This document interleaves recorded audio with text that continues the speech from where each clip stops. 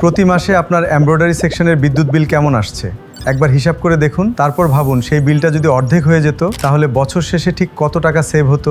বেশিরভাগ এমব্রয়ডারি মেশিনের তুলনায় সিনসিমে বিদ্যুৎ সাশ্রয় হয় প্রায় 50%। 3 ফেজে সিনসিম এমব্রয়ডারি মেশিন রান করে মাত্র 3 কিলোওয়াটে, যেখানে বাজারের বেশিরভাগ মেশিনে 4 কিলোওয়াট লেখা থাকলেও প্রকৃত প্রোডাকশনে সেটা 5 থেকে 6 পৌঁছে যায়। সিঙ্গেল ফেজে সিনসিমে প্রয়োজন হয় মাত্র 4.5 কিলোওয়াট, যেখানে বেশিরভাগ মেশিনে ফেজ ঠিকমতো ম্যাচ না করায় বিদ্যুৎ খরচ থাকে 5 থেকে 6 কিলোওয়াটের মতো। লেজার ডিভাইসেও একই চিত্র।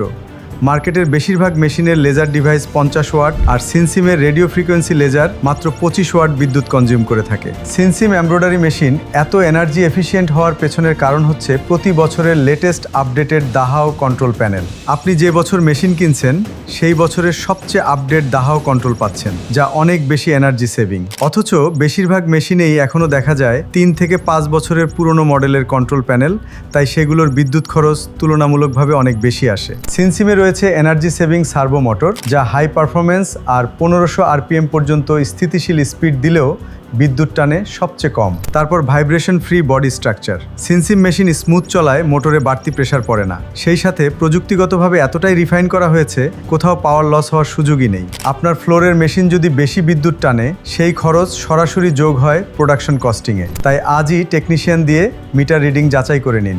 মনে রাখবেন, একটা মেশিন চলে 10 থেকে 15 বছর। এই পুরো সময়ের বাড়তি বিল যোগ করলে সংখ্যাটা মেশিনের দামকেও ছাড়িয়ে যেতে পারে।